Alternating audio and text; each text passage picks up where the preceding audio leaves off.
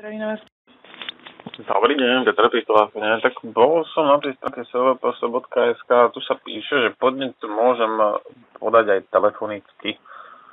Teda konkrétne podnet možno podať písomne, ústne, osobne, telefonicky alebo elektronickou formou. Môžete ho podať samozrejme aj telefonicky, lepšie, keď to máme písomne síce, že aby sme tam to mali konkrétne, ale ja to poznačím. Takže nech sa páči. Zákon stanovuje, čo je lepšie? Kľudne mi to môžete nadiktovať. Počúvam vás. Dobre, čiže podnet musí byť čitateľný, takže dúfam, že budete písať čitateľne a zrozumiteľný. Musí byť z neho jednoznačné, proti komu smeruje, no proti komu má smerovať. V tomto prípade, keď som kúpil rybičky v Tesku. No, takže potrebujeme vedieť, že kúpili ste Tesco. V ktorej prevádzke ste to kúpili? Bratislava? V Bratislave na, neviem, poviem ulicu.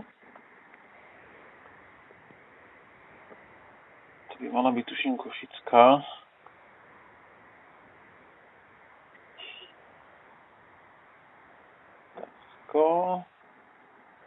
Takže to Košická 4987/49. Košická 489. Môžeme ešte raz poprosiť to číslo 489? Košická 498. Čo je naopak? 498. 7. Áno. Lomeno 49. Áno. Čo je v Bratislave? 2108 Bratislava. Dobre. Poprosím vás druh teda toho výrobku. Dajte mi prosím sekundu, ja sa len ešte niečo napíšem. Druh výrobku, tak Giana sardinky. Diana. G ako Gustav. Diana. A druh konzervované rybičky. A poprosím vás dátum spotreby. Dajte mi prosím chvíľku. Minimálna trvanlivosť do konca 12/2019. 12/2019. Dobre, takže vlastne problém je, že pachuť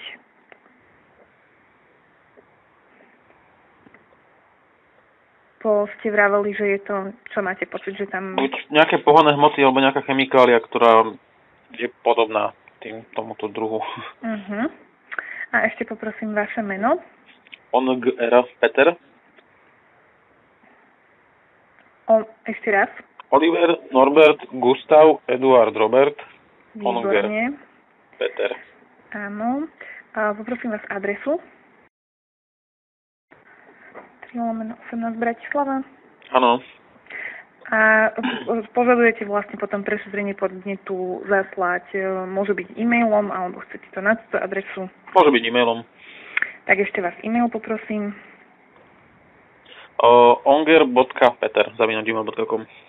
onger.peter@gmail.com. Dobre, máte ešte niečo k tomuto podnetu? Ale by som ešte upresnil ten výrobok, že to je vlastne Giana sardinky vo vlastnej šťave. Lebo napríklad som mal v paradajkovej a tiež v pohode. Tam to nebolo vôbec cítiť. Dobre. Dobre, takže zaznačené. Postupíme to ďalej na príslušný región, aby to bolo prešetrené. Ale mi dajte ešte prosím na sekundu. Podnet musí byť čitateľný a musí byť z neho jednoznačne proti komu smeruje. Čiže to bolo vlastne to Tesco? Na aké nedostatky poukazuje, čiže tu sme hovorili tá pachuť v sardinkách. Čo sa podávateľ domáha? To sme ešte nevyriešili. No, tak predpokladám, že domáhate sa kontroly. No, domáham sa toho, aby bol ten produkt otestovaný na to, či je naozaj jedlý a nie nezdravý, škodlivý. Áno, to znamená, že my tam vykonáme kontrolu, odberú sa vzorky, ktoré sa dajú testovať. A budete určite informovaní o výsledku prešetrenia. Ale veď tam do tej sťažnosti dopísať, nech to tam je kompletné. Lebo tu to píšu, že to tam musí byť. Dopíšem to. O odobratí vzoriek. To som nepovedal. Chcete to otestovať. Domáham sa toho, aby bol daný produkt. Áno. Otestovaný.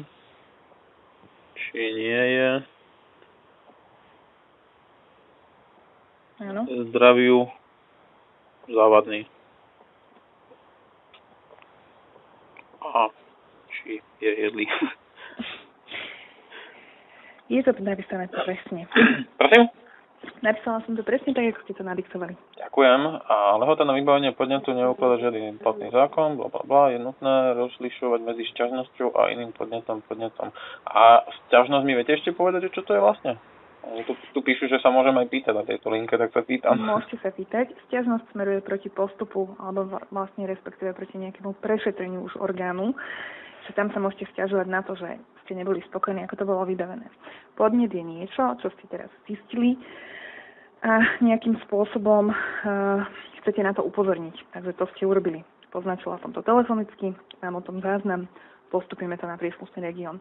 Na podnet neexistuje zákonom stanovená lehota na vybavenie, takže ako som už spomínala, snažíme sa vybaviť každý podnet čo najskôr podľa možností.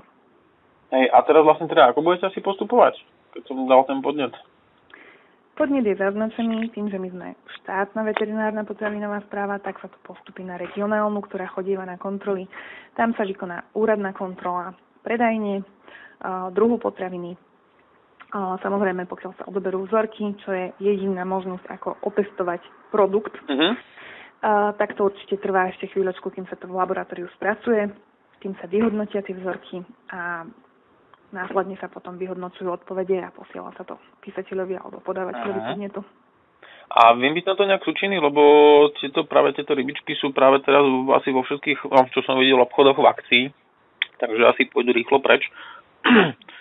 A že či tam, ja neviem, či tam mám rezervovať 3 kúsky, nech to nehajú na pokladni, alebo... To nepomôže, pretože my musíme vykonať úradnú kontrolu, čiže to, že vy tie vzorky síce máte doma, to bohužiaľ takto nefunguje. Nemyslím, že by som im mal doma, že by som im povedal, nech ich odložia niekde bokom, že si to niekedy prídem. Týmto, že ste urobili tento podnet, tak sa tým budeme zaoberať. Teraz je ráno 9 hodín, okamžite to odosielam na príslušný región. Dobre? Dobre. A potom ešte sa chcem spýtať jednu vec, že... Áno. Vždy, keď mám nejaký takýto napríklad dojem, že môže byť nejaká potravina zdraviu škodlivá, alebo že nie je vyrobená nejak, nesplňa nejaké normy, tak vždy môžem využiť vlastne štátnu veterinárnu a potravinovú správu. Nech sa páči vždy. Super.